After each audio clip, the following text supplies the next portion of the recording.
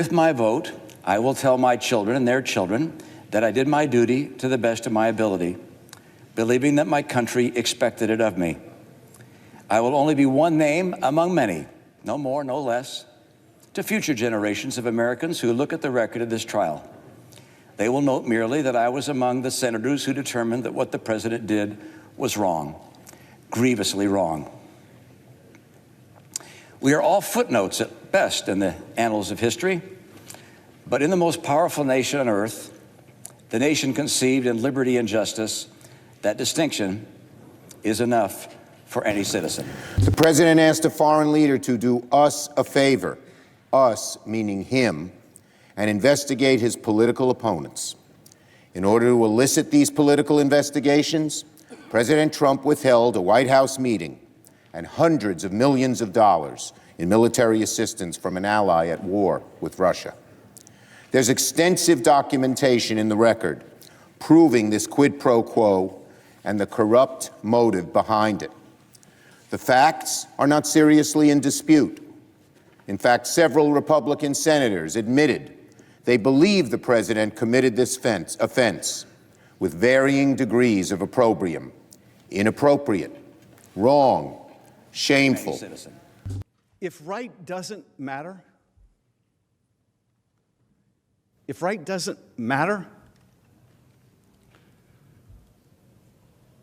doesn't matter how good the Constitution is. It doesn't matter how brilliant the framers were. It doesn't matter how good or bad our advocacy in this trial is. It doesn't matter how well written the oath of impartiality is. If right doesn't matter, we're lost. If the truth doesn't matter, we're lost. The framers couldn't protect us from ourselves if right and truth don't matter. And you know that what he did was not right. Thank you. On this article of impeachment, 47 senators have pronounced Donald John Trump, President of the United States, guilty as charged. 53 senators have pronounced him not guilty as charged. 2/3 of the senators present not having pronounced him guilty, the Senate adjudges that respondent Donald John Trump, President of the United States, is not guilty as charged in the second article of impeachment.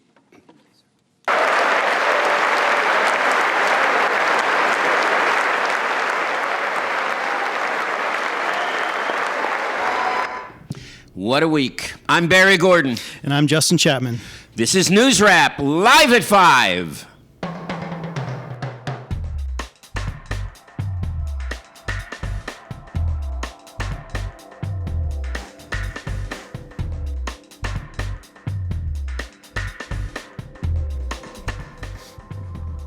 You may have noticed that our buddy Andre Coleman is not here today. He's unfortunately under the weather, and we wish you well, Dre. Hurry back to us.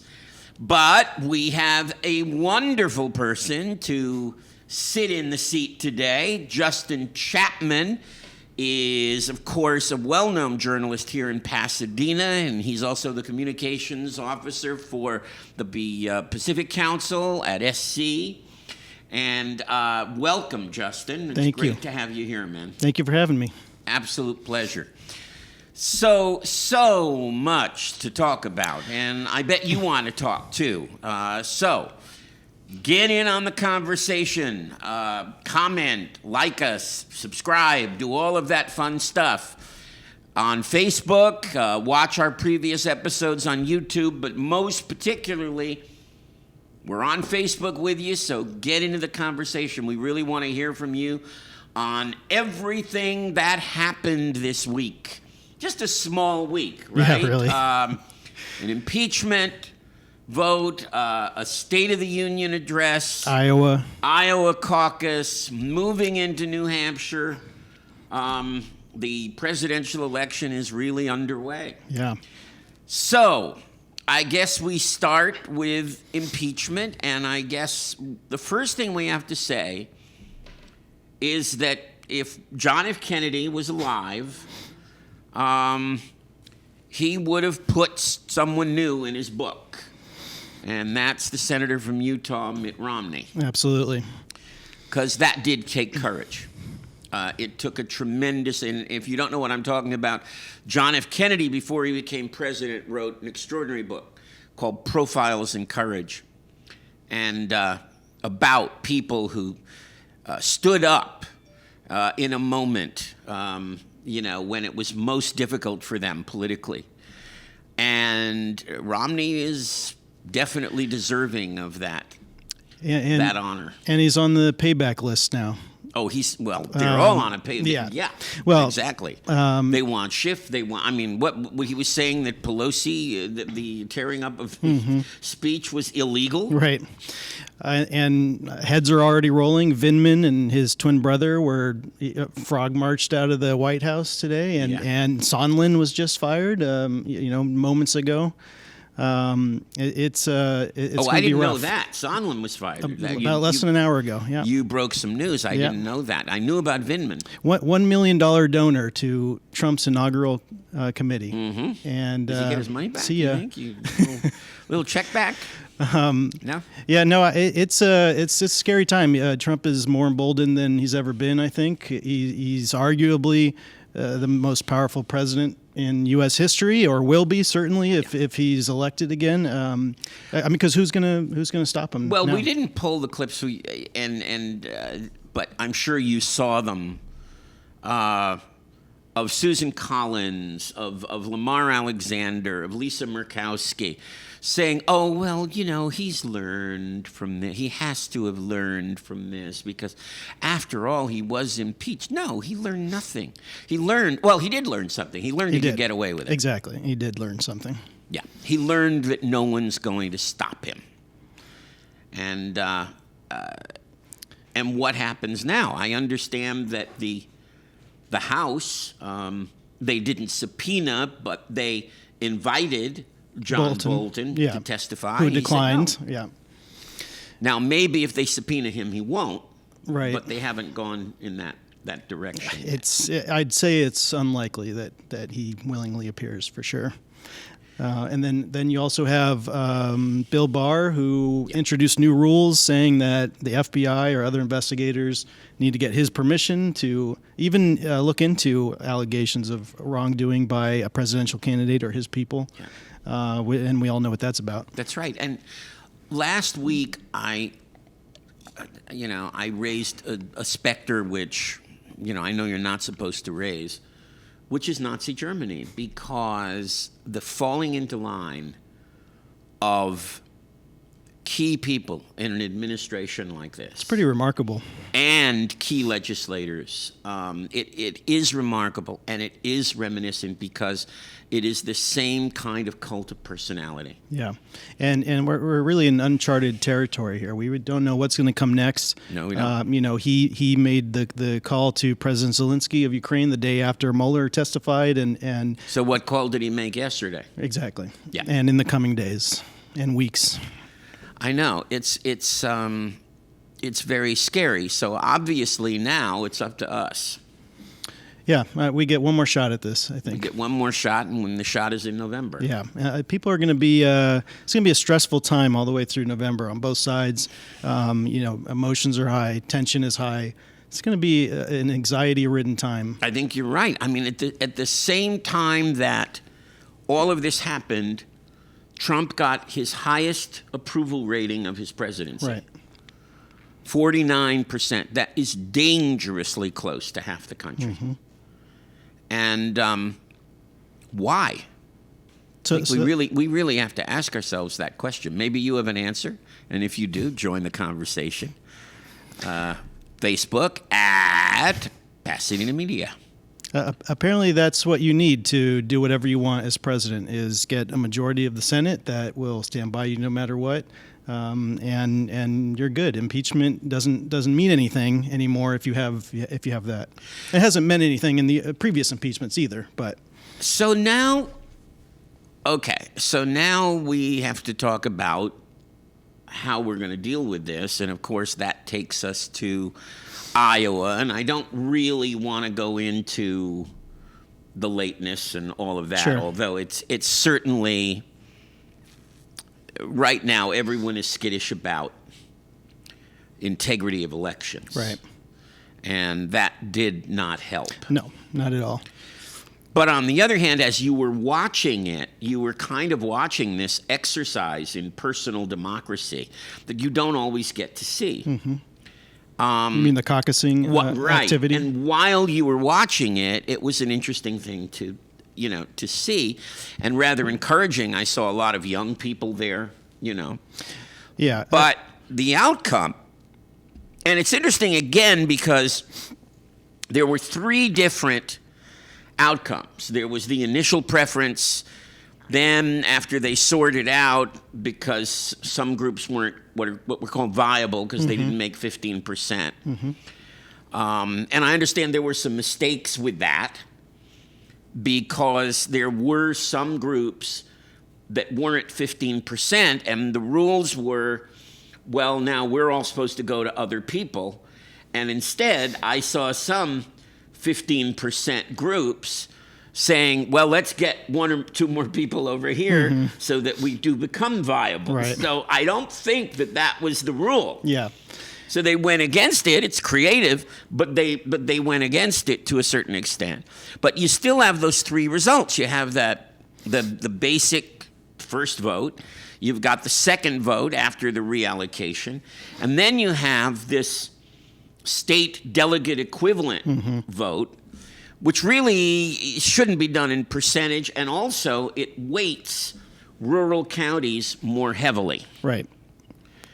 So It's which of those three votes is the most important? Because Right. the media right now is playing up the state delegate equivalent vote. And the candidates are playing up the ones that benefit Right. them. Sanders won the first two. Right. Which could be considered the popular Which vote. could be considered the popular vote. It's interesting that that's kind of disappeared from view. And actually, Warren did better after the reallocation. She moved into about 20%. Right. But we're not seeing that either. So we have three tickets out of Iowa, right?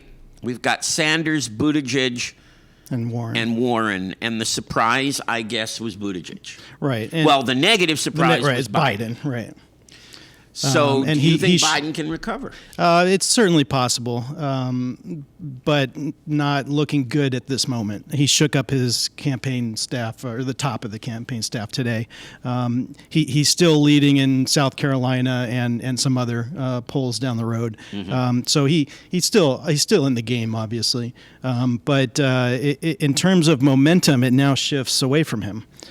So now it's looking like a Buttigieg Sanders race, with Warren as the third wild card. I know, and what's interesting, I've been pushing Warren here a lot and talking about Warren a lot, just because I like her, and I'm not using the platform necessarily to try to get her elected, but certainly when we do talk about the election, I've talked warmly about Warren. Someone else talked warmly about Warren. Do we have that, Jared? She's a janitor's daughter who has become one of the country's fiercest advocates for the middle class. She came up with an idea for a new independent agency standing up for consumers and middle-class families. She's done it while facing some very tough opposition. Fortunately, she's very tough. Elizabeth understands what I strongly believe, that a strong, growing economy begins with a strong and thriving middle class. I'm Elizabeth Warren, and I approve this message. I guess it's over. I guess Obama has endorsed Warren. I'm shocked. Bold. I didn't Bold know ad. he was going to do that. Yeah, I like Warren. I probably will vote for her. I want a woman to beat Trump. Yeah. That's just the poetic justice that he deserves. I would have preferred a woman of color to beat him. Yes, right. But unfortunately, we don't have that anymore. No. And so, but we have such a long way to go. There's so many races in the primary left to go. It's not set right now. There are, but before we went on the air, you were telling me, though, in those early states, that Sanders is looking like a locomotive. He is. Well, in California, according to 538, he's got 26.4%. Biden is in second with 20.1%. And then Warren, Bloomberg, Buttigieg is fifth in California. And that's a huge amount of delegates. So this thing is not over by a long shot. And Buttigieg, what does Bloomberg have? 8.7 in California. Wow. And he's the other wild card here. Yeah, he's he looming over the whole thing without really participating in the debates, the nuts and bolts of the race, with unlimited funds to throw at this thing. Yeah, what I'm dying to see are two New York septuagenarians debating each other. I mean, I can't think of anything more awful as a thought than that. I mean, if you want to see that, go to Palm Beach. go to Shady Grove's senior home, and you can see two septuagenarians yelling at each other for 90 minutes. That concept does not excite me. But I am worried now a little bit about Warren, because if she's going to come in third in her neighboring state, that's not enough. It doesn't bode well. No, it doesn't. And, we'll see, though. New Hampshire on Monday, right?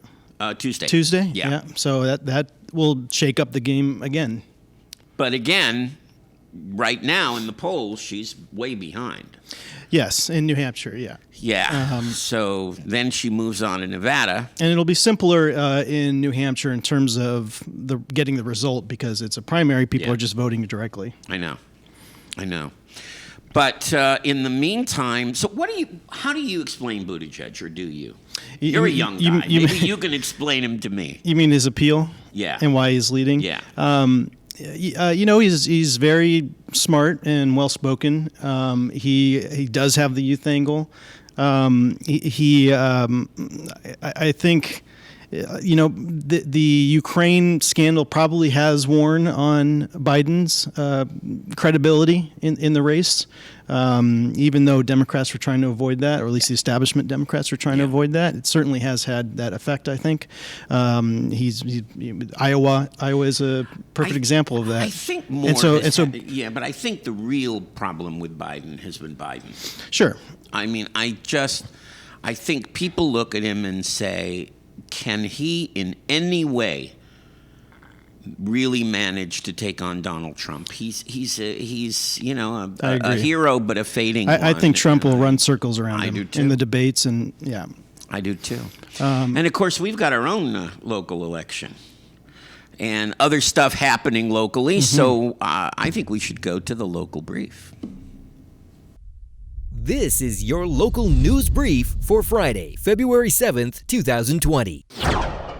Brian Frieders has stepped in as Pasadena's acting fire chief after city manager Steve Mermel reassigned the previous chief, Bertrall Washington, to the city manager's office for work in public safety projects. Pasadena Firefighters Union Local 809 has expressed support for Frieders stepping into the role. Former Chief Washington clashed with the union during his tenure, but many people in the community supported him. The move left concern about diversity in city leadership. Even before the situation with our respected Fire Chief Bertrall Washington, I shared with City Manager Steve Mermel that I have not been happy that there are not more African Americans on his executive leadership team, said Councilmember John Kennedy. 3 of the last 4 fire chiefs, Ernest Mitchell, Calvin Wells, and Washington, have been African American.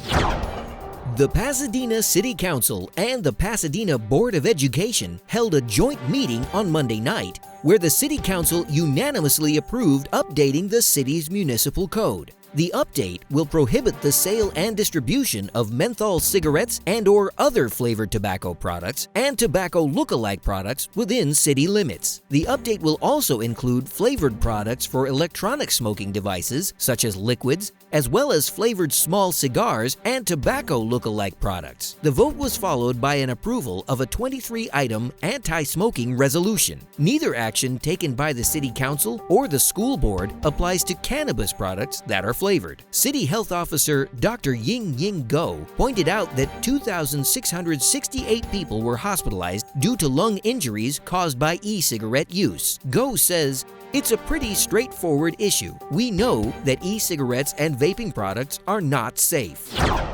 Incumbent Mayor Terry Turnick, Jason Hardin, Major Williams, and Victor Gordo will face off on Sunday, February 16th from 4 to 6 p.m. at the Friendship Church. The candidates will address issues such as rent control, West Pasadena's depletion of the African American community, affordable housing, cannabis, and more. They will also respond to inquiries from the community. Moderator Martin Gordon, chairman of the Pasadena Community Coalition, said the forum will bring different and diverse ideas to candidates and into the community for discussion. This will be the final Pasadena Mayoral Candidates Forum before the California primary. Reminder dates for the presidential primary election in California are: first date to vote by mail, February 3rd, 2020. Last date to register to vote, February 18th, 2020. Last date to request a vote by mail ballot by mail, February 25th, 2020. Election day is March 3rd, 2020, from 7 a.m. to 8 p.m. There are a couple of other dates, too. February 22nd, some vote centers are going to be open. Right. So you can actually walk in and vote at those centers and check. Everyone should have gotten, if you're registered to vote, you should have gotten a pamphlet that says vote center locations. So it's going to be different. I don't think it's by precinct necessarily anymore. No, I don't think so. So you can go anywhere in LA or Pasadena or, but try to find one. I think maybe the Robinson Center might be the one that's open early. And go vote whenever you want, which is really terrific. You don't have to just go on that Tuesday, which I think is a tremendous change. And then February 29th, a bunch of other centers will open. So you'll have that weekend as well to be able to vote. So take advantage of it. Do it. We all want to vote. Yeah, the election is less than 3.5 weeks away, roughly. And that's the thing. This thing's going to be, I won't say wrapped up, but we're going to know where this whole election is going nationally probably sometime around March 3rd. Right. That is a sprint. Yeah. But in the meantime, we've got our own sprint. Yeah. And there's 2 more candidate forums coming up. Okay. There's one on the February 13th and the 16th. Okay. So that's all we got to go and listen to the candidates. And that's the mayoral. Mayoral is the 16th. Mayoral for both, and also on the 13th is District 2 City Council. Okay. So that's good. So go watch your mayoral candidates. Yeah. Ask them questions. Put them through their paces. Of course, I've been watching. During the impeachment trial. Watching Adam Schiff brilliantly lead the House managers. I was also watching Bill Bogard. The ads? Yes. For Gordo? Pushing Victor Gordo. Boy, those were running pretty constantly. Yeah. So what do you think is going to happen? I think it's going to be a tight race between Gordo and Tornick. They're just the ones with the most experience.